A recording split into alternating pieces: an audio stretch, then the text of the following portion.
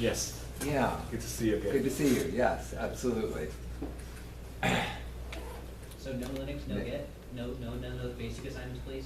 I think everyone's seen. You won't. I did. You see, there's no online presence. I feel like I can't start a class without giving you online presence, but I didn't give it to you. But I think I'll give you one that has to start a Google folder so that we have a place to share. That's fine. I mean, like the no basic Git assignment, the basic. No, I don't think so. We know how to do it now. I think everybody here is comfortable using Git a little bit. Yes. No, I think we better do it extensively. Well, we'll do it. We will do it extensively. You don't need to worry about that. Just no assignment. Oh, wait here. Did you publish a class? Oh, I might not have published it on. There's no class for this one. I've had 128 in my production class. No. Goodbye, and thank you for this. Sure, Peter. See you Wednesday. Unpublished. Publish it. There isn't that much. So tonight, I'm sorry about this. I apologize. I'm of that generation. Tonight at the Moore Theater. Okay? We have the tickets. So class is going to be a little shorter tonight than it would normally be, okay? So everybody gets to miss part of a class, and today I'm going to miss the second hour of this class. So we're only going to go about an hour tonight, okay? Because Margie and I are going out to the concert, so. But we ought to be able to get started here. And it seems like the first thing to do for this class will be to go to pristine virtual box here. Oh my gosh. Having these two classes already. That's a good data center picture, right? So clean. It is, I know, that's my goal. How many computers were sold this year? This is what you get if you were in the other class. 2,440,535 computers sold so far this year. But then if you go to... Does that include the tablets? As in today? This year being 2016 or 15? Yeah, 4 days. Wow. So here's cellular phones sold. Where is it? Cellular phones sold today. So in the year, there's been 2 million PCs sold, right? But there's been 3 million cellular phones sold so far today. So more cellular phones sold today than PCs have been sold so far all year. Of course, it's a year, so pretty young. But and then for the year, there's been 20 million cellular phones sold so far this year. It's just unbelievable, right?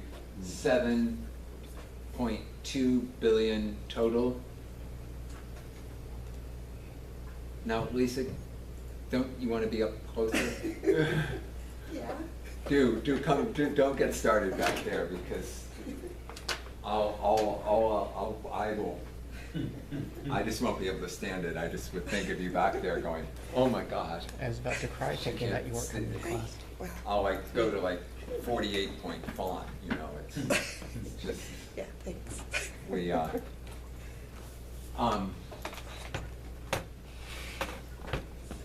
Anyway, that's the other course.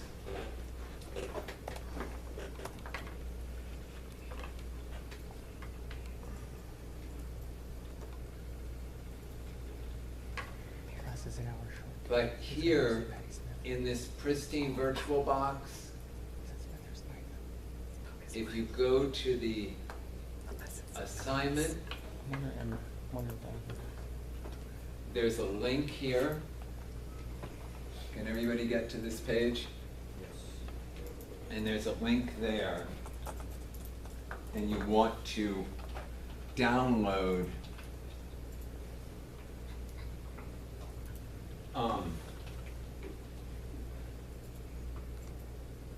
this one.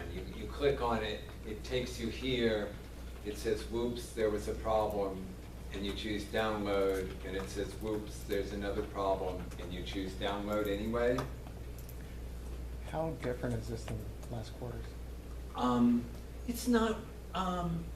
it's not that different. Can we just use last quarter's? You might be happier with this one. You can use last quarter's. It's up to you. I would get this one too, at any rate. I would have them both on your system so you can choose. It's, most of it's the same, but I don't want you without. So while that's downloading, so that will take a few minutes to download. Depends, it might not take very long, but it'll take a few minutes to download. And then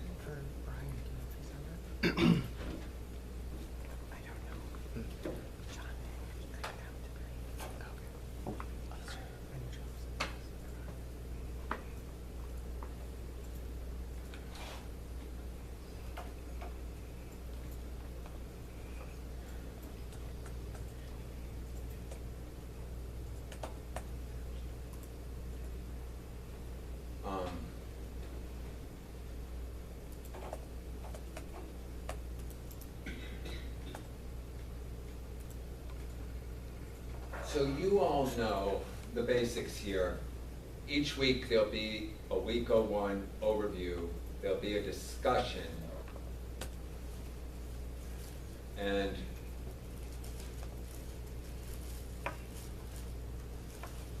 they're always graded discussions. It's 100 points.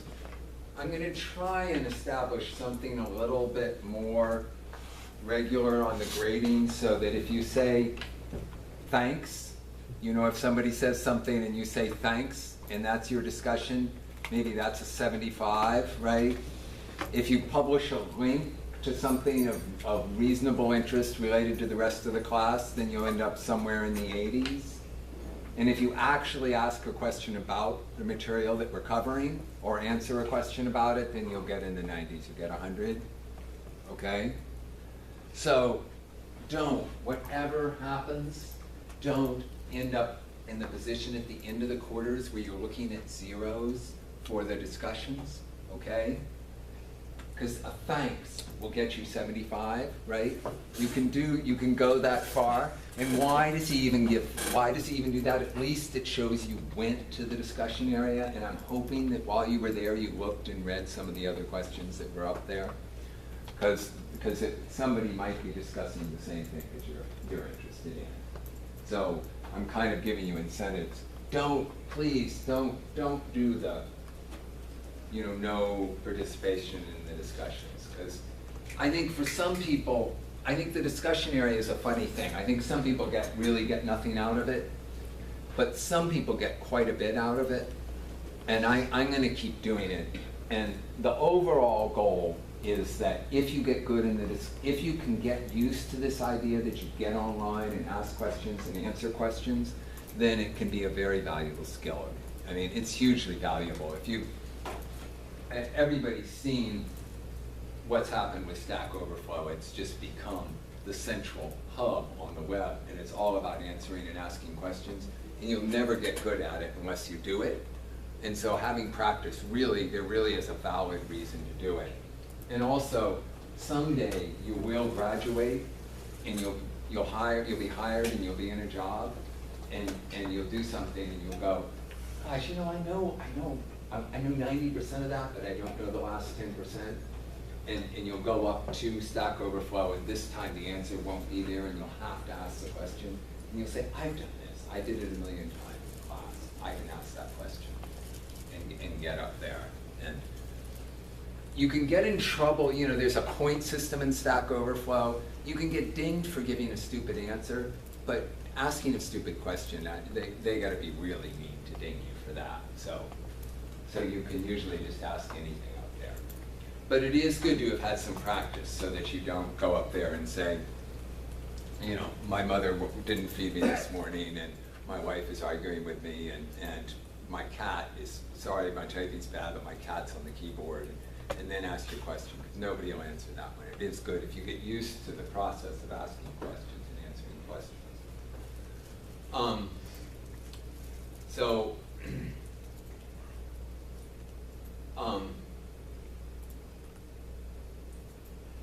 and then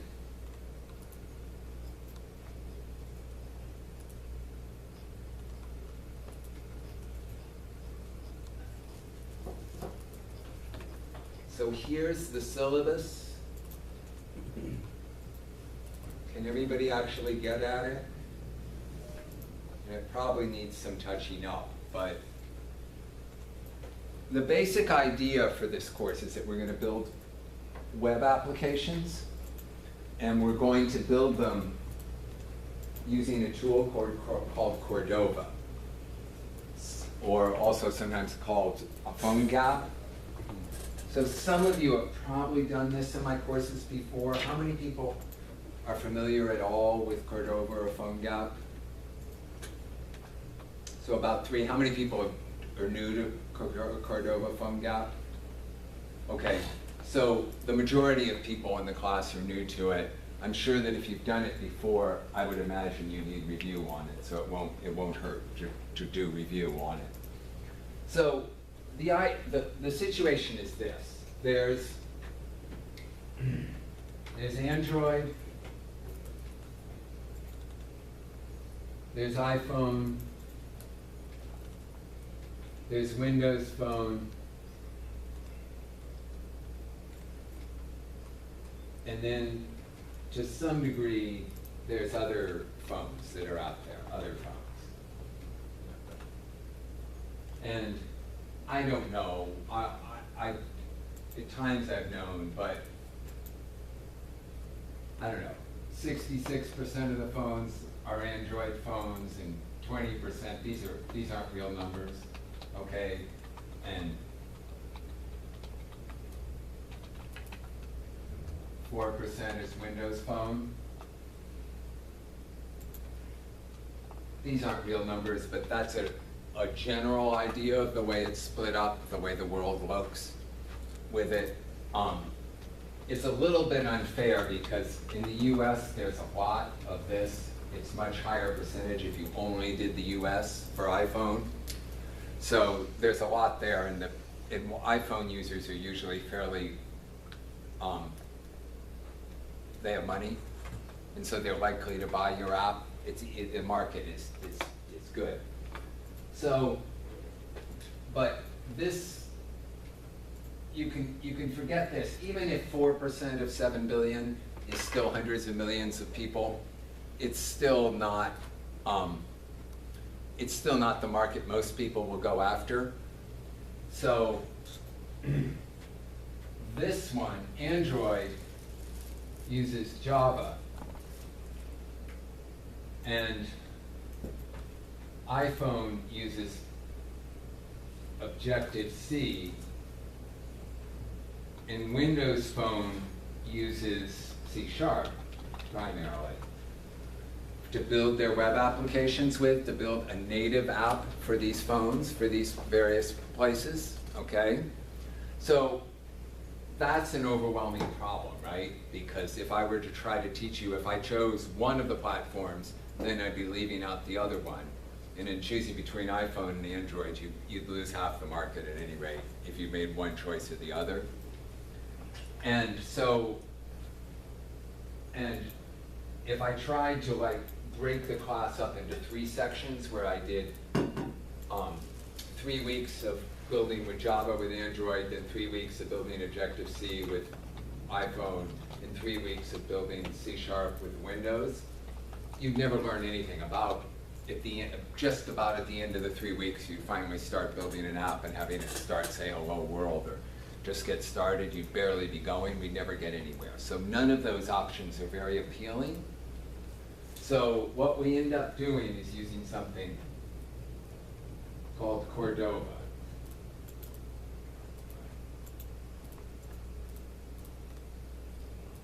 Which is also known as phone gap. So there was a project that somebody started a small company called PhoneGap, and they had open sourced their code. And I'll explain what it does in just a moment. But they had open sourced their code, and then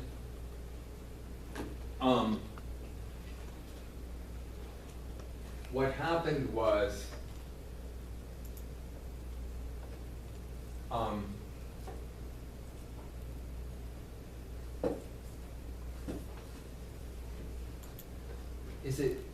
who is it, Aldous? What's the one that makes the PDF reader that everybody reads with? Adobe.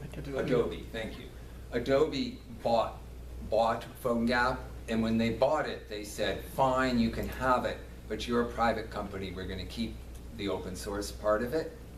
And because it was open source, once it was open sourced, it was open source. That's the way those licenses are written. You can't take it away. So they went and started this thing called Cordova.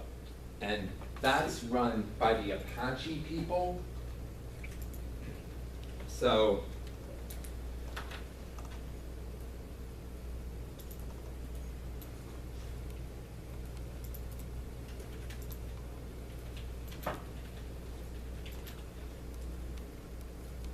there's the Apache Cordova. This is the tool that we'll be using. So Apache's, one of the big open source nodes on the web. So it did not fall into, it fell into a good home, right? Cordova's being well taken care of by the Apache people. And basically it's the same code base that Adobe uses, but this is the open source part of it. So what it does is it gives you a native web application, and then the interface for the application is typically a browser. There's a browser control that sticks in the middle of it. So when you build something like Chrome or something like Firefox, you build one major component that knows how to display HTML, and then you put in Chrome, or you put in menus and things around the edges of it. But the key part of the component is the control that displays HTML. Does that make sense? So what you're doing with Cordova is you have an application, and this part of it, the part that displays HTML, sits in the middle of your app and is the interface for your application. And then behind it, they have one version that hosts it, the part that, say, would put the menus and the other things around it. But we're not going to put anything like that. It will be the entirety of our app. And what Cordova does is it has one version of that host for your control. So we learned enough, right? Even though we were still just struggling with it, we learned enough to understand, and I kept specifying, you need to create objects that stand on their own, that aren't attached to anything else, that don't rely on anything else.